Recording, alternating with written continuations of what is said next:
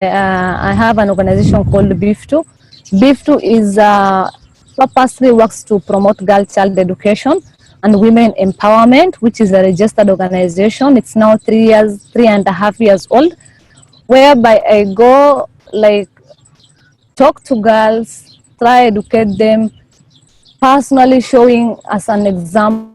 Personally, I have a mother, I have a wife, I have a daughter. Mm. So everywhere I look, women surrounds my life.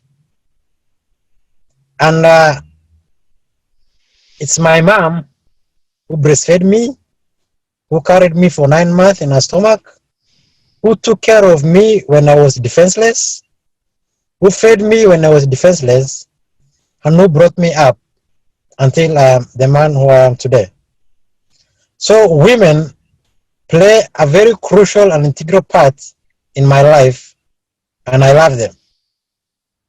And in my culture setup, it is a male-dominated culture. So in school, in wealth, in job, it's all male-dominated. But if you look critically on how society is set up, it is from the women that we originate from. I came to know about like the profession for Oh. nursing at 11 years old. That is when I was done a female genital mutilation, and then I bled a lot, and then I was taken to the nearest hospital, which was being managed by missionaries. So a sister called Sister Teresa really attended to me, and that's the time I saw the kindness she has and the good heart she has. She took care of me so much, and I happen to love that job of nursing. And that is women, when they complicate, those who really want to go to the nearest hospital or maybe the referral, they can use donkeys as their transport. Some they can use camels. Some they can use some like a bed that is like improvised through the community. Mm-hmm. They Those are don't the kind of, they don't have vehicles. yeah, there are some vehicles like one, two, it's not many vehicles, but sometimes it's expensive. They can't afford. Mm-hmm. Ladies or girls, especially young girls, we have a challenge of not being taken to school because of cultural beliefs. Sometimes you get married at early age. Sometimes because of puberty, even people decide to appreciate boys than even girls. So educating girls was not a priority in my area. Yes, there are some taboos, but I take there are some taboos which are negative to me, because for me, I'm learned. I know how these things happens. So to me, it's not a taboo, and these girls need to be taught. So Mm. that's how I'm even trying to change even the community, that talking about the menstrual period and the reproductive health of girls Mm. is not any other negative taboo, but it's even like more advantageous to these girls, because they'll get to understand themselves very well. Like for example, female genital mutilation, you are not supposed to talk about it because it is a mandatory for everybody to go through.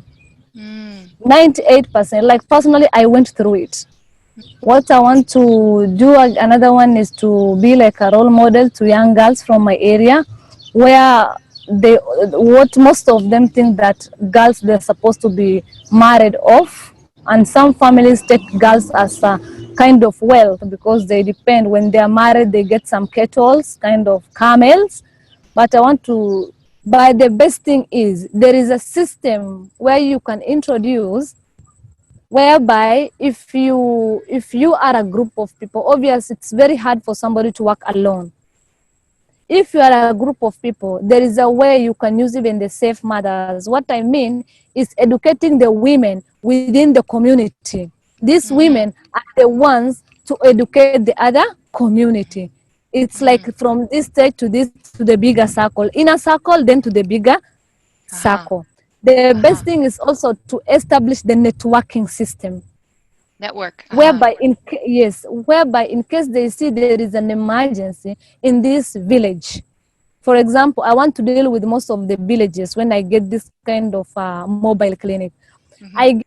And all I'm looking forward to is that after the 6 days of mobile clinic, I will be there assisting the communities with that clinic, and it should be ongoing.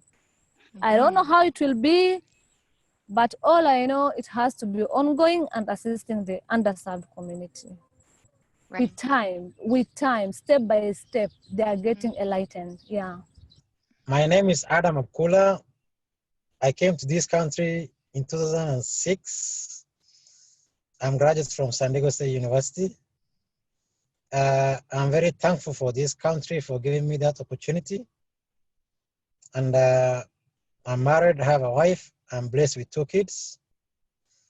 And they live in Isiolo, Kenya.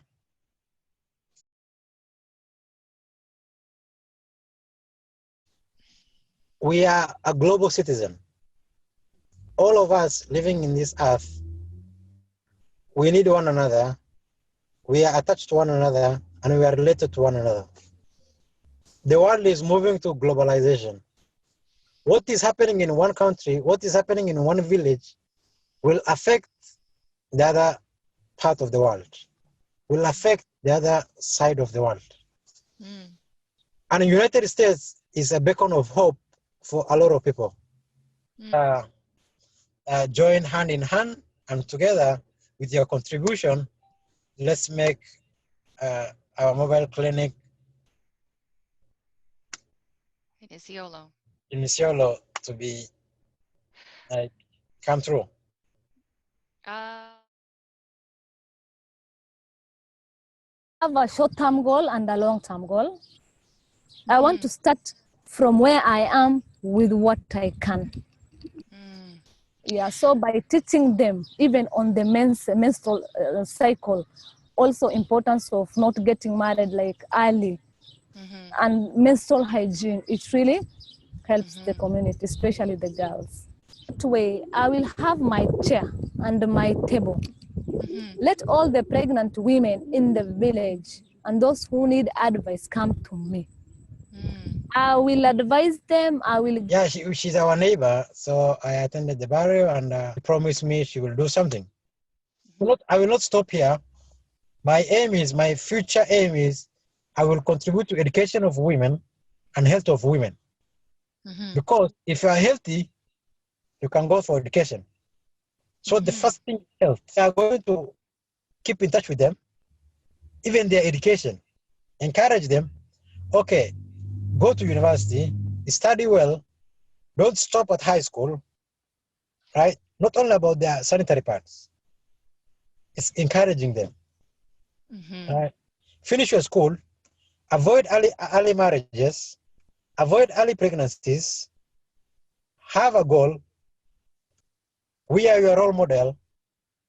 We are your support.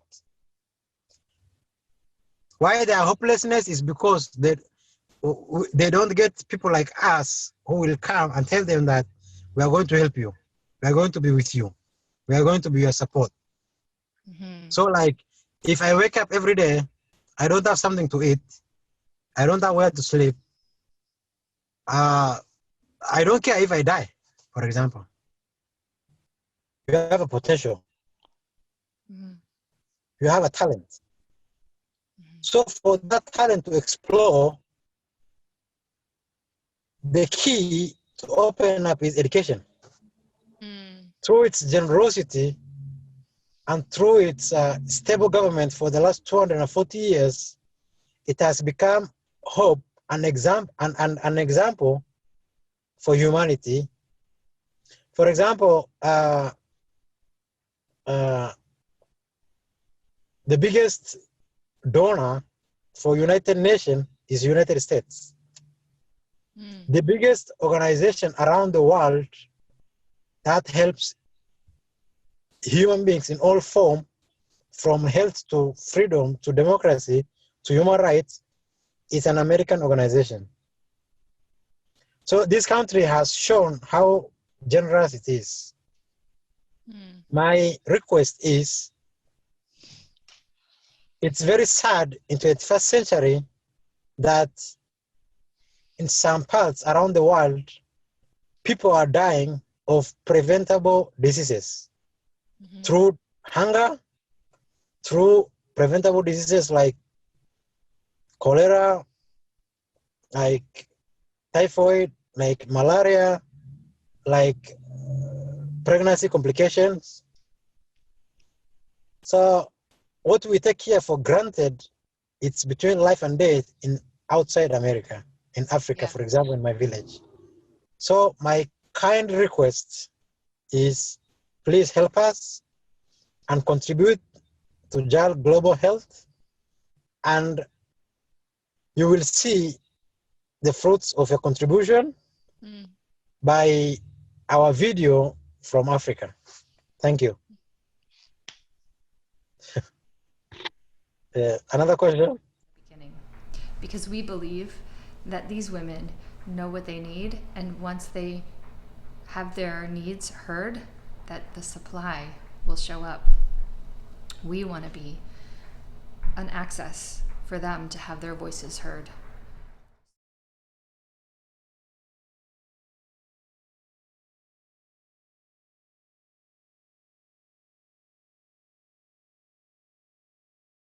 At least you can see how the environment is. Yeah. I don't think that we have to have a world where we are insensitive to the preciousness of life. I don't think we have to live in a world where we are insensitive to the value of a woman's life, a woman's health, a woman's capacity. I think that if we allow women to continue dying in childbirth, and we allow the loss of these lives, both the mother and the child, that we are the ones who are impoverished. We are losing great light, and we're losing enormous possibility. We don't know, we have no idea what could come through the individuals that we lost.